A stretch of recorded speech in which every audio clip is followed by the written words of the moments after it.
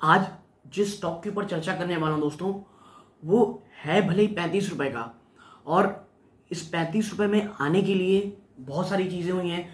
Stock split भी हुआ है, फेस वैल्यू 2 से 1 हुआ है, ठीक है। और उससे पहले भी एक बार ऑलरेडी स्प्लिट हो चुका था।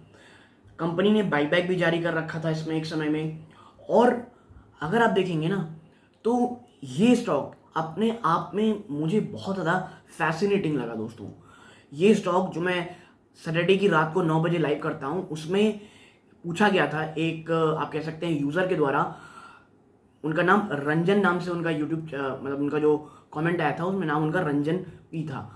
अगर आप ये वीडियो देख रहे हो रंजन साहब, तो आप एक लाइक कर दीजिएगा, कमेंट बताइए कि जी हाँ आपने ही पूछा था।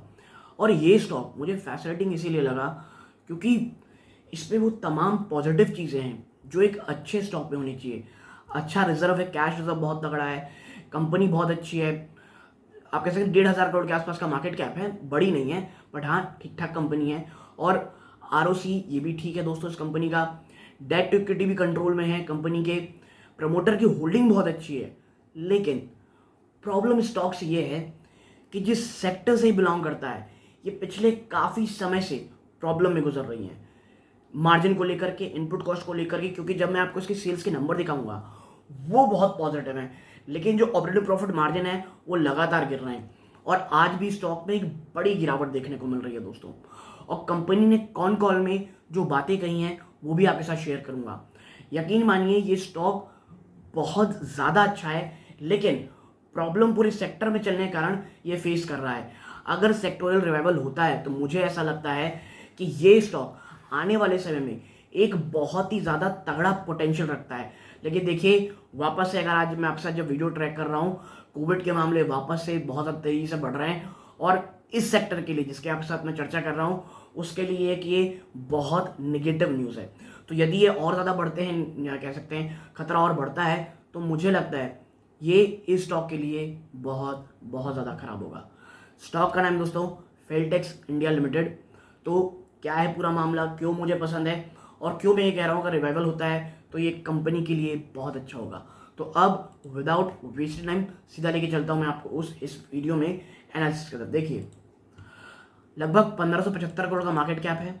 देखिए 70 का इसने हाई लगाया था, करेंटली अपने लो में ही ट्रेड कर रहा है, 35 रुपये में ही आज तो ट्रेड कर रहा है, ठीक है। आप देखें स्टॉक की पी 10.5 है, इंडस्ट्री की पी से लगभग थोड़ा कम है। देखिए ऑलरेडी इंडस्ट्री की पी इतने कम, आपको पता है क्यों है? सेक्टर बहुत प्रॉब्लम में है दोस्तों पूरा, ठीक है। डेट टू इक्विटी बहुत शानदार है, बहुत शानदार तो नहीं कहना चाहिए, लेकिन हाँ काफ़ी हद तक आप कह सकते हैं कंट्रोल है। 1 से तो बहुत ही नीचे है, ठीक है।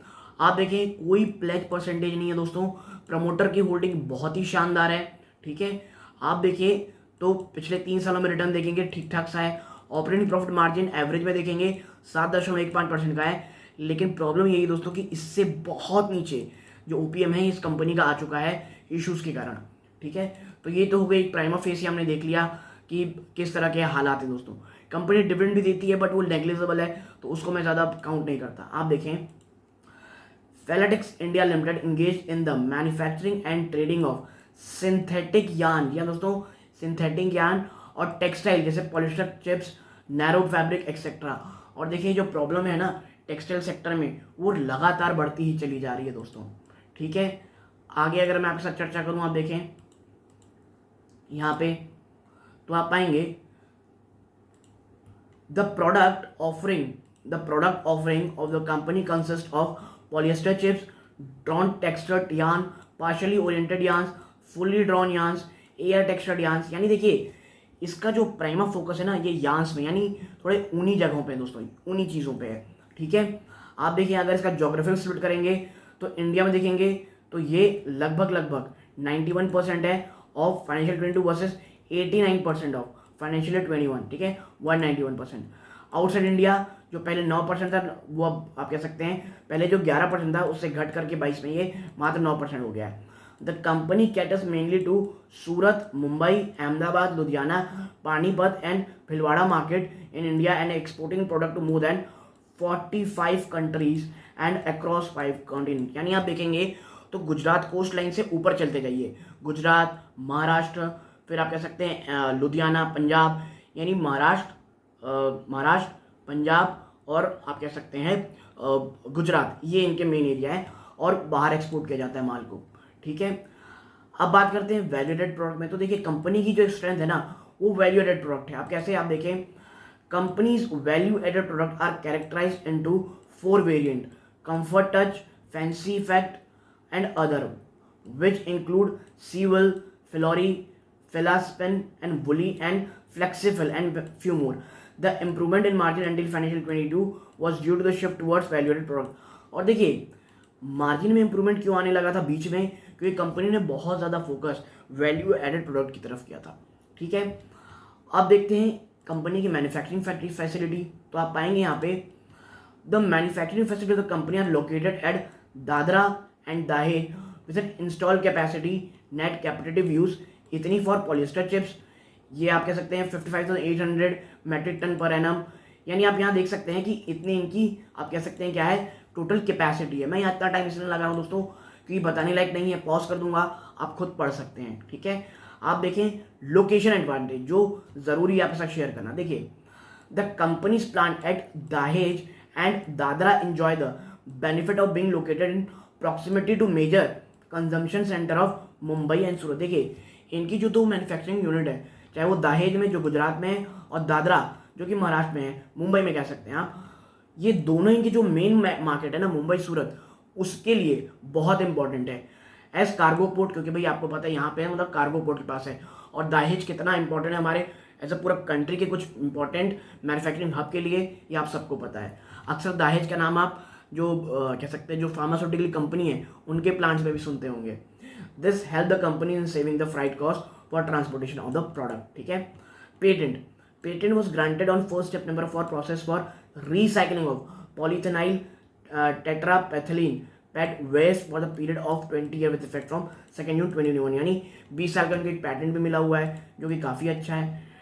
मैंने आपसे जो कहा था कंपनी का बाईबैक, जी हाँ बहुत थोड़े दिन पहले आया था। The company has bought back 42.5 lakh equity share amounting to 15.50 crore. ठीक है, यानी आप देखिए कंपनी ने बाईबैक भी किया, तो उससे बात ये जाहिर है कंपनी जो प्रमोटर है वो अपनी कंपनी को लेकर के बहुत ज़्यादा पॉजिटिव है। बात करते हैं फोकस की, तो देखिए the company has focused its future growth plan on polyester filament yarn. जो पॉलिएस्टर फिलामेंट यार्न है ना, कंपनी उस सेक्टर में काफ़ी अच्छी अपने कह सकते हैं अपने आप को फोकस करना चाहती है and is well position to grab the opportunity and make most of it. ठीक है, लेकिन देखिए जैसे मैंने पहले कहा प्रॉब्लम कंपनी में या कुछ मैनेजमेंट में नहीं है, प्रॉब्लम है अभी एनवायरमेंट में, बिजनेस एनवायरमेंट में। और जिस तरह से आपको पता होगा अभी बातें, जिस तरह से कोविड की बातें चल रही हैं कि एक स्कूल में तो कोरोना ब्लास्ट हुआ कहा जा रहा है, तो ये बहुत ही निगेटिव है दोस्तों इस कंपनी के लिए। ठीक है, आगे आप देखिए, तो आप जब प्रोज कॉन्स देखते हैं ना, तो आप देखिए केवल एकमात्र कॉन्स है, बाकी हर जगह आपको पूरी तरह से आप कह सकते हैं प्रोज ही प्रोज देखने को मिलेंगे, यानी पॉजिटिव। ठीक है, आगे अगर हम बढ़ें तो आप देखिए क्वार्टरली रिजल्ट में देखिए दिसंबर 2019 में 737 करोड़ का टोटल सेल्स हुआ करता था, जो कि दिसंबर 2022 में देखेंगे तो 1050 करोड़ से भी ज़्यादा हुआ है। हाँ, क्वार्टर ऑन क्वार्टर बेसिस इसमें गिरावट थी दोस्तों, लेकिन year on year operational same थी। और आप देख सकते हैं 2 साल में काफ़ी शानदार इंप्रूवमेंट आपको सेल्स में देखने को मिली है। लेकिन जैसा पहले मैंने कहा प्रॉब्लम बिजनेस में नहीं, सेल्स में नहीं, मार्जिन में, क्योंकि एक्सपेंसेस बहुत है कंपनी के। 1070 करोड़ के सामने 1025 करोड़ का तो खर्चा ही कर दिया है कंपनी ने। ठीक है, और यही कारण है ये चीज़ें हो रही हैं। और ऑपरेटिंग प्रॉफिट मार्जिन जहां 7% एक समय 22% था, घट के मात्र 4% हो चुका है। ठीक है गाइस, और यही कारण है कि जो नेट प्रॉफिट है जो एक समय में 100 करोड़ के आसपास पहुंच चुका है, 78 करोड़, वो लगातार यहाँ से जो घटना शुरू किया है लगातार घटते चले जा रहा है। और यही कारण है कि उसका असर हमें शेयर प्राइस में भी देखने को मिल रहा है। 70 रुपये से स्टॉक 35 रुपये आ चुका है दोस्तों, ऑलमोस्ट आधा कर चुका है अपने पूरे आप कह सकते हैं मार्केट कैप को। ठीक है, अच्छी चीज़ और क्या है आप देखिए यहाँ पे, तो मैं नीचे लेकर के चलता हूँ, बैलेंस शीट देखें आप, इसके रिजर्व देखें जो मार्च 2011 में ना मार्च 87 करोड़ थे, वो आज कह सकते हैं सितंबर 2022 में यानी ऑलमोस्ट 11 साल में 87 करोड़ से बढ़ के 1033 करोड़ हो गए। यानी बहुत शानदार कैश रिजर्व रखी है कंपनी। और उसके सामने बोरोइंग मात्र 373 करोड़ रुपीज़ की। और देखिए लगातार अपने जो कर्जे इन्होंने काफ़ी हद तक घटाए हैं, ठीक है। तो ये एक पॉजिटिव चीज़ है जो मुझे इस कंपनी में लगती है और इसीलिए मैं इसमें पॉजिटिव हूँ। बस प्रॉब्लम ये है सेक्टर कब रिवाइव करेगा, और जो कोरोना के मामले सामने आ रहे हैं अगर ये और जारी रहेंगे तो इसके लिए उतना अच्छा नहीं देखने को मिलेगा। बात करें डेबिटर डेज की तो आप देखें तो मात्र 14 दिन का डेबिटर, यानी जो पेमेंट है वो भी बहुत अच्छे तरीके से आ रही है, स्मूथली आ रही है। शेयर होल्डिंग पैटर्न आप देखें प्रमोटर का 65% है, ठीक है। हाँ, आप पब्लिक की होल्डिंग देखेंगे ना तो वहाँ पे भी आपको ये देखिए ऐसे नाम दिखेंगे। लेकिन जो मेरा मेन कंसर्न है दोस्तों उस सेक्टर को लेकर के और चाइना के लेकर के, और यही बात कंपनी ने अपने कॉन कॉल में भी कहा था। क्या कहा था आप देखें यहाँ पे, ये फिलाटेक्स का है दोस्तों, तो ये यहाँ कह रही हैं, देखें आप यहाँ पे, चाइना's prolonged zero COVID policy continue to adversely impact the Indian polyester sector। ये जो चाइना की प्रोलॉन्ग कोविड पॉलिसी थी ना, ये भारत के पॉलिएस्टर सेक्टर को बहुत बुरी कदर बर्बाद की थी दोस्तों। Now Chinese polyester filament manufacturers have flooded international market including India with low price good.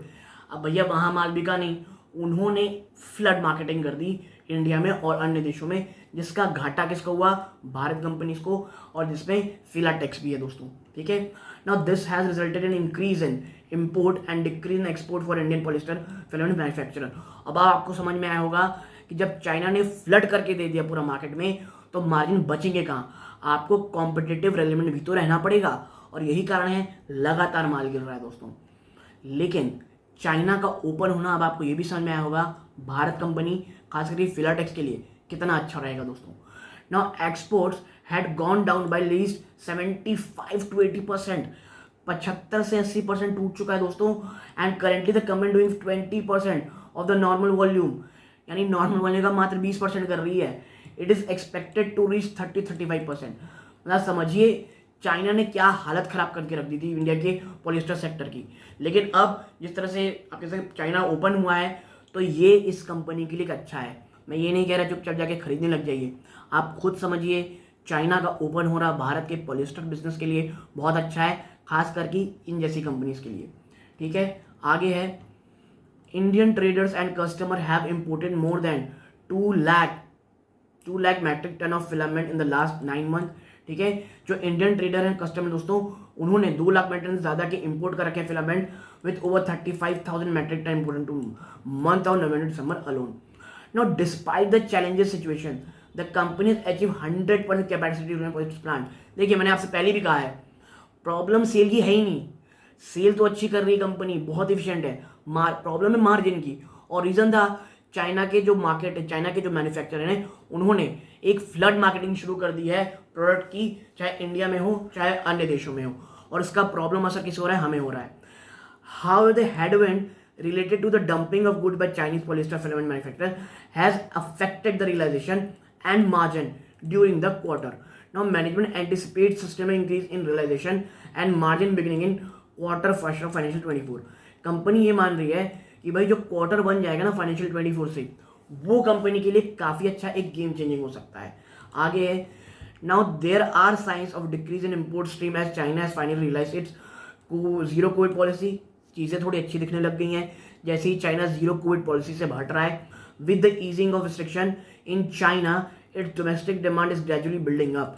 China की जो डोमेस्टिक डिमांड है अब धीरे धीरे बढ़ती चली जा रही है। आगे है now the drop in profit before tax and PAT in this quarter is because of weakening of the rupee in this quarter against the euro.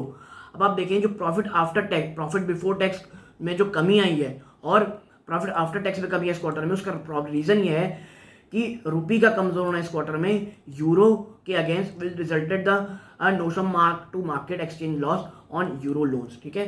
तो यानी कि जो यूरो लोन लिया गया था उसमें जो लॉस हुआ है रूपी के कमजोर होने के कारण, उसका असर हमको देखने को मिल रहा है पैट और पीबीटी में, ठीक है। Now the company has completed all their ongoing capex plan is now running at full capacity to improve its product mix and offer finer dinners. The company has placed order for some additional winders. Now the winders will increase production capacity by 20-30 tons per day in semi-tube, which is expected to be commissioned at the end of May 2023. Now this capacity will generate additional revenue of 120-130 million rupees per annum. देखिए company के जितने capex plan थे वो complete हो चुके हैं और वो फुल कैपेसिटी में कर रहे हैं। कंपनी ने कुछ अन्य आउटसोर्स भी किए इवेंट्स को जो मई 2023 में फुली फंक्शन करने लग जाएंगे, जिसके कारण 120 से 103 मिलियन रुपीस का एडिशनल रेवेन्यू आएगा कंपनी के पास। और मैं इसीलिए कह रहा हूँ दोस्तों, the worst is over. China भी ओपन हो गया है, स्टॉक भी बड़ा गिरा हुआ है। प्रॉब्लम बस ये है सेक्टर रिवाइवल होगा नहीं। Q4 में कुछ भी अच्छी चीज़ें दिखना, मार्जिन में इंप्रूवमेंट आना स्टॉक में एक रैली ला सकती है दोस्तों, ठीक है। और ये जो मैं आपसे चर्चा कर रहा हूँ दोस्तों, ये कंपनी की कॉन्फ्रेंस कॉल से है, ठीक है। Now the work on the recycle polyester pilot plant continue to be in full swing. जो कंपनी का जो रिसाइकल पॉलिस्टर प्लांट है, जिसके से आप कह सकते हैं वही मिला हुआ है पेटेंट, वो भी फुल स्विंग में काम कर रहा है। Now the combined wind and solar project are expected to save around 100 to 120 million annually. और भाई देखिए, एक मैन्युफैक्चरिंग यूनिट में सबसे ज़्यादा खर्चा, जो एक बहुत बड़ा खर्चे का सदर होता है, वो है इलेक्ट्रिसिटी। और कंपनी ने इसके लिए जो सोलर और विंड पावर की यूज़ करना है शुरू किया है, 100 से 120 मिलियन रुपीज़ का इन्हें फ़ायदा होगा, ऐसा इनका मानना है। और the imported MEG would be around 60% of PTA, would around 35% of profit PTA is primary imported from Taiwan with a small amount from Thailand, ठीक है। और ये जो ताइवान इशू है दोस्तों, ये भी अभी उतना ज़्यादा एक्सप्लेनेशन होता हुआ दिखाई नहीं दे रहा है, जिस कारण मुझे लगता है कोई बहुत इशू होने वाली नहीं है। और यही कारण है, now we like FIL's continued focus on improvement of product mix, capacity addition and progress of recycle polyester project. We expect growth momentum to continue its forever future, however margin expected to remain under pressure as inflationary trend or raw material prices are expected to continue. We continue with buy rating on the stock with revised target price of 52. देखिए, पहले 84 था, वो उसे घटा करके 52 कर दिया गया है, लेकिन मुझे ऐसा लग रहा है दोस्तों कि अब इसमें एक बार एक्यूमुलेशन स्टार्ट करने का समय आ चुका है। इस कंपनी में एक बार खरीदारी का मौका आ चुका है दोस्तों। और चाइना का ओपन होना, और अगर ये एस्केलेशन ज़्यादा नहीं होता है, तो मुझे ऐसा लगता है the worst is over for this company दोस्तों। तो ये स्टॉक मुझे बहुत ज़्यादा फैसिनेटिंग, मुझे बहुत ज़्यादा अच्छा लगा। मुझे ऐसा लगता है जो तमाम इश्यूज़ हैं और जो पॉलिस्टर, इंडियन पॉलिस्टर जो पूरा ऐसा बिजनेस है वो फेस कर रहा था चैलेंज, वो आने वाले समय में ठीक होगा। और Q1 से, इस क्वार्टर नहीं दोस्तों, Q1 से चीज़ें बहुत ज़्यादा विजिबली पॉजिटिव होते हुए दिखाई देंगी, ठीक है दोस्तों। तो देखिए, इसमें निवेश से पहले बस एक चीज़ ध्यान में रखिएगा कि जो स्टॉक है वो कहाँ जाके रुकेगा भी नहीं पता, लेकिन हाँ, वर्स्ट मुझे ये लगता है ओवर हो चुका है। तो यदि आपको ये छोटी सी एनालिसिस पसंद आई हो, वीडियो को लाइक करके चैनल सब्सक्राइब कीजिएगा। यहाँ तक जुड़े रहे, इस बात का बहुत बहुत धन्यवाद। ये इस वीडियो का अंत है। जय हिंद दोस्तों।